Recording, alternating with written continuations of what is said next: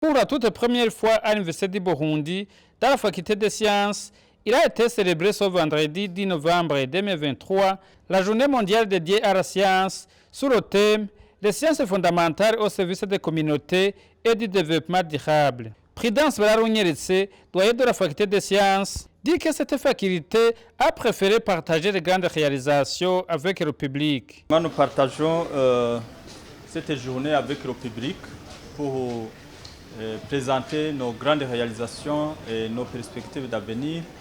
Et parlant des grandes réalisations, c'est que notre faculté forme des lauréats qui sont employés par de grandes institutions de recherche, d'enseignement et d'institutions professionnelles dans divers domaines, que ce soit au niveau des institutions financières, au niveau des institutions de recherche.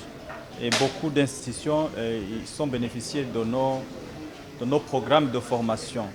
Et également, nous avons des projets, des grands projets qu'on a réalisés et même présentement, nous pouvons par exemple parler des projets sur la récupération des nutriments à partir des eaux usées, qui est un projet pour la gestion environnementale, mais aussi la valorisation des déchets.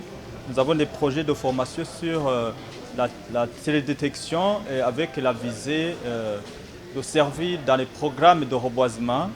Nous avons des projets en lien avec la restauration de l'environnement pour les espaces dégradés. Et nous avons également des projets de valorisation des roches pour la transformation en carreaux et en pierres d'ornement. Nous avons des projets en rapport avec les énergies renouvelables, la physique nucléaire et les radiations, les radiations qui peuvent faire des effets nocifs à la santé. Et c'est simplement pour résumer quelques projets qu'on est en train de réaliser qui ont un grand intérêt national. Et les innovations, c'est ça même que je viens d'énoncer, parce que ces projets, nous supposons que ce sont des projets innovants, et que ce soit en matière de réduction des impacts des changements climatiques, que ce soit des projets en matière de gestion des déchets de l'environnement qui concernent la valorisation des déchets. Et nous avons également des projets, nous avons des innovations en matière de formation professionnelle, de la professionnalisation de nos éduqués sur des domaines variés comme les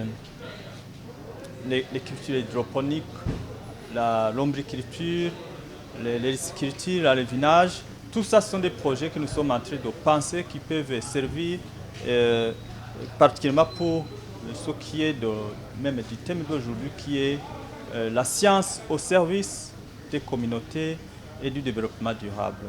Pour atteindre les résultats escomptés, Dr Prudence Bararunyeretse souhaite que les défis que connaît cette faculté trouvent une issue favorable pour permettre à cette faculté de mieux accomplir sa mission. Et les principales difficultés auxquelles la faculté des sciences est confrontée sont des difficultés d'ordre infrastructurel. Donc nous avons besoin des infrastructures suffisantes en termes de laboratoire, en termes de salles de cours.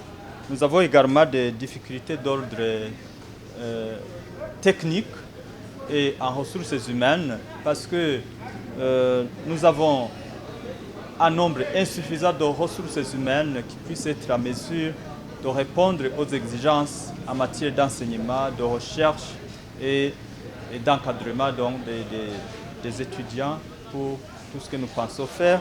Et il y a également des moyens financiers, des problèmes d'ordre financier pour financer tous nos travaux de recherche, parce que le budget qui est alloué à la recherche reste toujours faible.